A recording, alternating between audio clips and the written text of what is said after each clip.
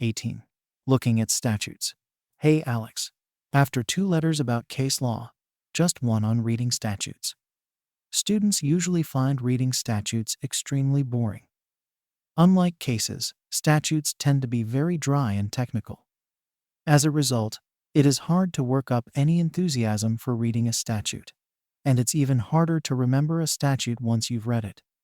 I'm not going to pretend that I have any magic method for taking the pain out of reading statutes, but following the approach below will inject a little bit of interest into the job of reading a statute and make the job of remembering what that statute says a little bit easier. The basic approach.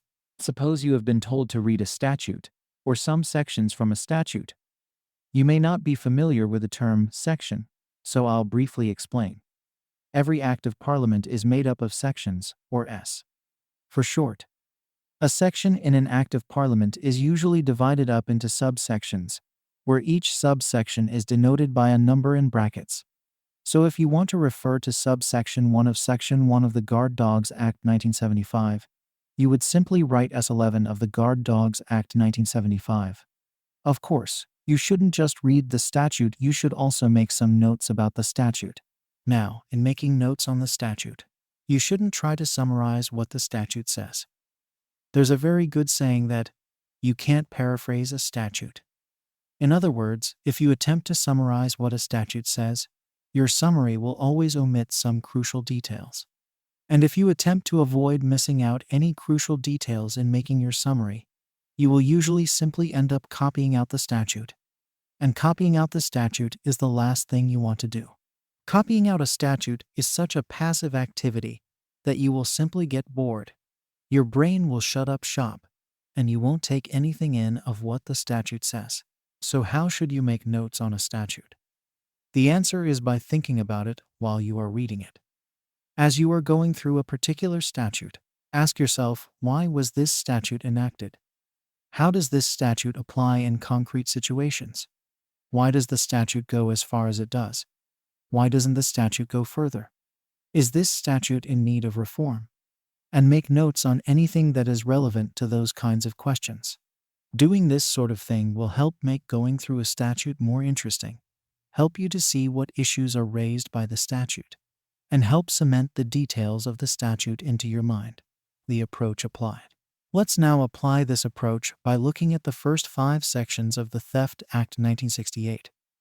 We'll look at one section for each of the questions you should be thinking about in going through a statute. 1. Why was the statute enacted? Section 11 of the Theft Act 1968 title. Basic definition of theft provides that a person is guilty of theft if he dishonestly appropriates property belonging to another with the intention of permanently depriving the other of it. And theft and steal shall be construed accordingly. Why does the law criminalize the dishonest appropriation of property belonging to another, when that property was appropriated with the intention of permanently depriving that other of it? Why doesn't the law simply allow the owner to sue for his property back? Why does the criminal law have to get involved here at all? Use your textbook, your brain, any relevant articles you have read, and any relevant dicta in any relevant cases you have read to come up with some answers to these questions, and make notes of the answers in the appropriate place in your case file. No doubt the answers to these questions are pretty obvious. However, the important thing is that by asking these questions, you are thinking about S11 of the Theft Act 1968 instead of just passively reading it. 2. How does the statute apply in concrete situations? Section 2 of the Theft Act 1968 title dishonestly provides that 1. A person's appropriation of property belonging to another is not to be regarded as dishonest. A. If he appropriates property in the belief that he has in law the right to deprive the other of it, on behalf of himself or of a third person. Or B. If he appropriates the property in the belief that he would have the other's consent if the other knew of the appropriation and the circumstances of it. Or C. Except where the property came to him as trustee or personal representative, if he appropriates the property in the belief that the person to whom the property belongs cannot be discovered by taking reasonable steps. 2. A person's appropriation of property belonging to another may be dishonest, notwithstanding that he is willing to pay for the property. In thinking about how this statute applies in concrete situations, you should come up with a number of different hypothetical scenarios and see how the section applies in each of them. Try to think up the scenarios yourself and make them as memorable as possible by using the names of people you know about, preferably doing things that they would never do in real life. These kinds of scenarios will stay longer in your memory than scenarios that might have been supplied to you by a textbook. Here are some examples of scenarios you might come up with. 1. Peter realizes that a DVD in a shop has been wrongly priced as being for sale for £159, rather than £15.99, which is what other identical DVDs are being sold for in the shop. He takes the DVD up to the counter and pays £159 for it. 2. Hannah finds a wallet that has been dropped in the street by Siobhan. There is a £20 note in it. She hands the wallet in at a nearby police station, but keeps the £20 note as a finder's fee.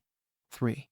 Megan, a student living in college, makes a cake for everyone on her staircase, using ingredients that she has found in the fridge that everyone on the staircase uses to keep their food in. None of the ingredients belong to her, but she figures that as everyone on the staircase is going to get to eat some of the cake, the rightful owner of the ingredients won't mind her using them. 4. Hugh owes BK £5, but is refusing to pay up. Baka takes one of Hugh's DVDs out of his room when he isn't looking and auctions it on eBay. Someone pays her £10 for the DVD. Baka keeps £5 and slips the remaining £5 into Hugh's wallet when he isn't looking. 5. Miriam has read a textbook on natural law, which says that no law is valid if it is contrary to the will of God. Believing that God desires all living creatures to be free, she releases Claire's parrot into the wild. Having come up with some such scenarios, work out when S2 will apply to acquit someone of being dishonest in these scenarios, and when it won't. To do this, make use of your textbooks, any relevant articles, your brain, and importantly any cases that have helped clarify how S2 of the Theft Act 1968 is to be applied. In your notes, make a note of these scenarios, how S2 will apply in those scenarios, and the reason it applies or does not apply in each. It may be pretty obvious how S2 will apply in the above scenarios. But the point of going through them isn't to anticipate potential problem questions that you might be asked in the exam questions, which will probably pose more tricky issues than the scenarios set out above. The point of going through these scenarios is to get a solid grasp of how S2 of the Theft Act 1968 applies in concrete situations. This will help you to remember how S2 works. This, in turn, will help you apply S2 with confidence when you are faced with trickier problem questions about S2 in the end-of-year exam. 3. Why does the statute go as far as it does? Section 31 of the Theft Act 1968 title Appropriates provides that any assumption by a person of the rights of an owner amounts to an appropriation, and this includes where he has come by the property innocently or not without stealing it. Any later assumption of a right to it by keeping or dealing with it as owner. You will have discovered in the course of your reading that the case law seems to suggest that merely touching an item of property will amount to an appropriation of an object. So think about why the definition of appropriation goes that far if it does. In other words, why should merely touching an item of property potentially amount to a criminal act? Or was S31 never intended to have that effect? Have the courts misinterpreted it? Again, make notes on the answers to these questions using your textbooks, any relevant articles, any relevant dicta in any relevant cases, and your brain. Asking and answering these questions will help you to remember what S31 says. Deepen your understanding of and interest in S31. Put you in a good position to think about whether S31 needs to be reformed, and put you in a great position to answer any essay questions that might be set on S31 in the end of your exam. 4.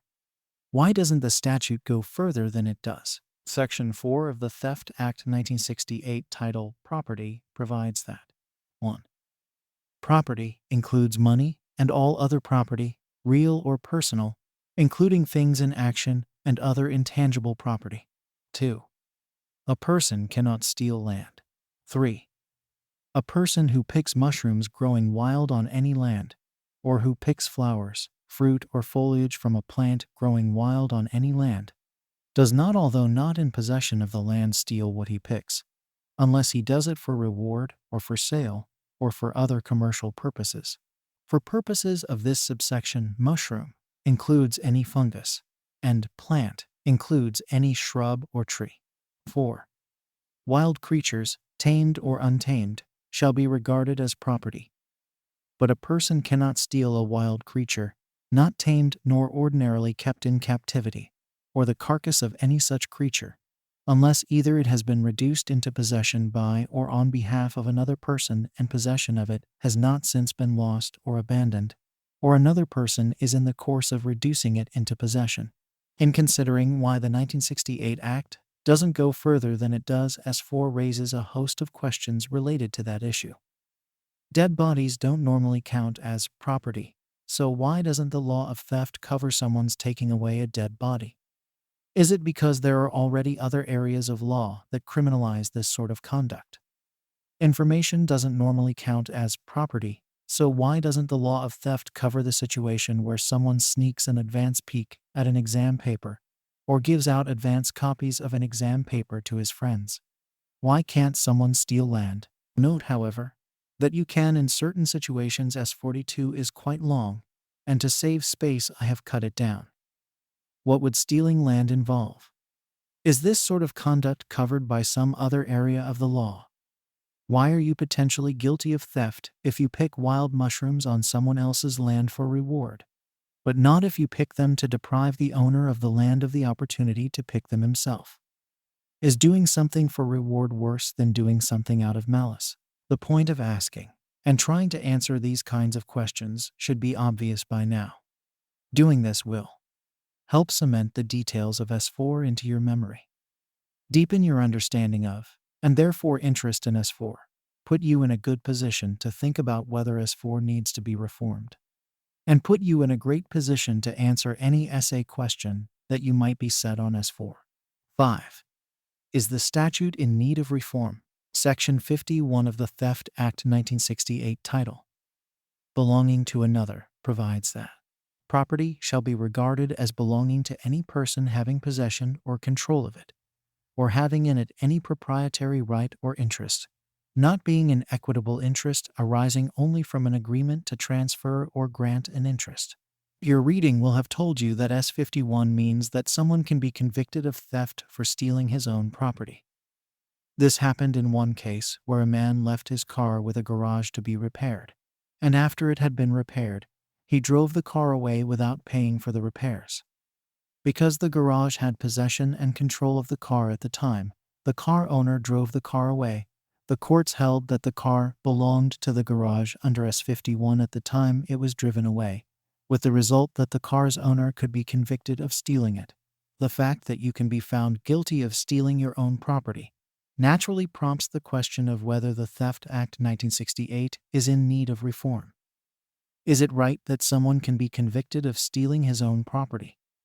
Should the law of theft go beyond protecting the ownership of property and help protect people's possession of property? Asking these questions and trying to answer them again, with the help of your textbooks, any relevant articles, any relevant dicta in any relevant cases, and any thoughts you yourself might have will help deepen your understanding of, and therefore interest in the law of theft as a whole and its functions, and put you in a great position to answer essay questions, either specifically on S5 of the Theft Act 1968 or on the law of theft as a whole.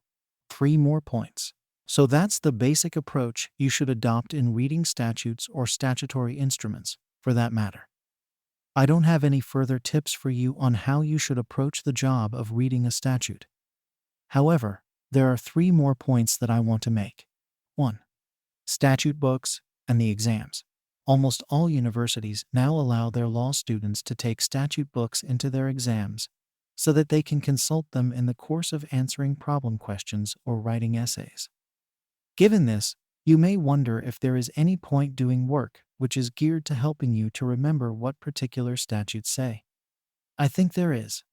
The more time you spend in the exam looking through a statute book, trying to find out what a particular statute says, and trying to figure out how it applies, the less writing time you will have in the exam. You want to maximize the amount of writing time you have in your exams. So it is very important that by the time you do your exams, you have a good knowledge of all the statutes that you will need to know about for the exams. 2. Only look at statutes that you are going to be examined on. While I normally encourage you to do more reading than you are actually asked to do by your teachers, this doesn't apply to statutes. There is no real point in knowing about a statute that isn't going to figure in the exam. So unless you have been told about or asked to read a particular statute, the chances are that it's not worth knowing about, and you shouldn't bother looking it up. 3. Statutory interpretation.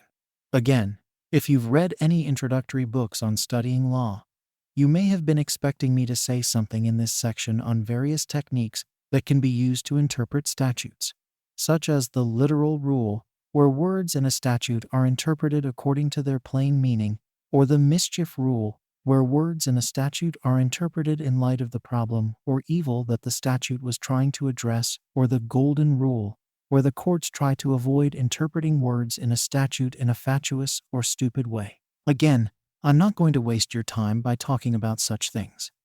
If a particular word in a statute is ambiguous or needs to be interpreted, your textbooks will give you sufficient guidance as to how that word has and should be interpreted. You won't need to worry about what rule you should apply to interpret that word. This is something you may need to worry about if you are a practicing lawyer advising people on how a new statute applies. But for the time being, you have better things to worry about. I will be in touch again soon about reading articles in the course of your legal studies.